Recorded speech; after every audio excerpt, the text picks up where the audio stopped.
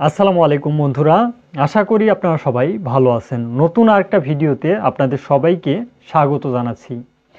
কিছু তথ্য আজকে আপনাদেরকে এই ভিডিওতে দিতে চলেছি, যেই তথ্যগুলো অ্যাকচুয়াল নতুন প্রবাসীদের জন্য অত্যন্ত গুরুত্বপূর্ণ।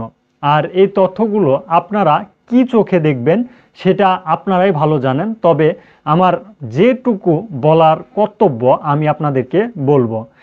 এই বর্তমান সময়ে যদি আপনারা সৌদি আরবে আসতে চান, তাহলে অবশ্যই টাকা পয়সা ঋণ করে, যদি সম্পূর্ণ টাকা আপনাকে ঋণ করে আসতে হয়, তাহলে আমি আপনাদেরকে বলবো এই বর্তমান সময়ে সৌদি আরবের পরিস্থিতি অত্যন্ত ভয়াবহ। আপনি যদি একেবারে ফ্রেশ প্রবাসী হয়ে থাকেন, ঋণ করা ছাড়া আপনি বিদেশে যদি আসতে পারেন তাহলে আসবেন। আর অন্যথায় যদি ঋণ করে আসেন, কেউ আপনাকে সাপোর্ট দেওয়ার মতো যদি হয়ে থাকে, তাহলে অবশ্যই আপনি আসতে পারেন। কারণ আপনি যদি মনে করে থাকেন বিদেশে আসলেই টাকা ইনকাম, এই বিষয়টা থেকে আপনাদেরকে বের হয়ে আসতে হবে। কারণ আপনি এখানে আসবেন, সেটেল হবেন, কাজ করবেন, তারপরে মাস শেষ হবে, তারপরেই আপনি কিন্তু স্যালারি পাবেন। আর যদি আপনার এরকমটা হয়, আপনি এখানে আসার পরে পরেই আপনাকে দেশে টাকা পাঠাতে হবে, সেই ঋণের বোঝা আপনার ঘাড়ে পড়েছে, সেগুলো আপনাকে আস্তে আস্তে পরিশোধ করতে হবে, সেই ধরনের মন মানসিকতা অবশ্যই থাকতে হবে। তবে এই বর্তমান পরিস্থিতিটাও আপনাকে অবশ্যই বুঝতে হবে। পরিস্থিতি বিবেচনা করেই আপনাকে কিন্তু সিদ্ধান্ত নিতে হবে। তবে আপনি যদি মনে করেন যে না, আপনি আসতে পারবেন কিংবা আসবেন, সেটা আপনার একান্তই নিজের ব্যক্তিগত। আর দ্বিতীয়ত যে বিষয়টা বলবো, কাজ জানা ছাড়া অনেক প্রবাসীরাই বর্তমান সময়ে সৌদি আরব না, অনেক দেশে আসতেছেন। যারা দেশে বেকারত্ব জীবনযাপন করতেছে, কোনো কাজ কাম করে না, ঘোরাফেরা করে, তাদেরকেই দেখা যায় ম্যাক্সিমাম বাংলাদেশি মানুষ বিদেশ পাঠিয়ে দেয়।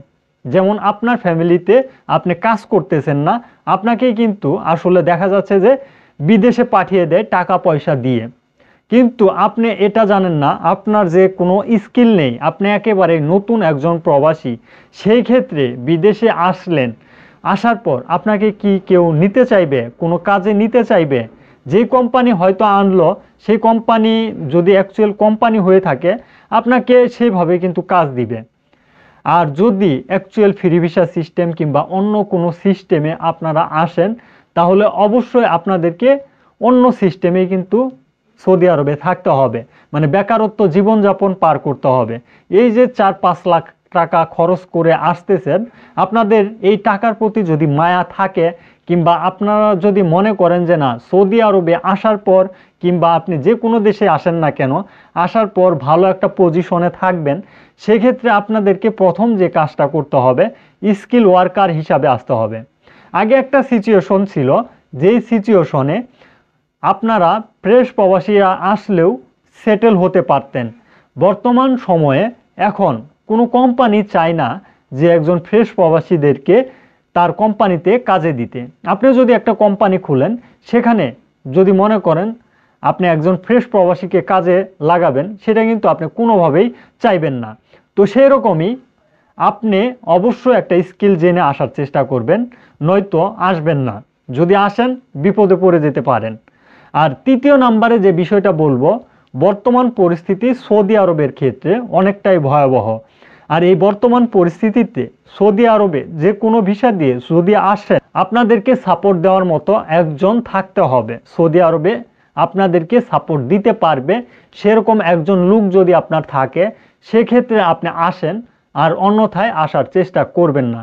কারণ যদি আপনি একেবারে নতুন এবং ফ্রেশ প্রবাসী হয়ে থাকেন, আপনাকে সাপোর্ট দেওয়ার মতো কোনো লোক যদি না থাকে, এখন চতুর সাইডে যেহেতু দালাল, বাটপার, সিটার দেখা যায়, আপনাদেরকে একটা ভিসার কথা বলে অন্য আরেকটা ভিসা দিল, সেক্ষেত্রে অনেক সময় দেখা যায় এয়ারপোর্টে আপনাকে রিসিভ করার মতো কোনো লোক থাকে না।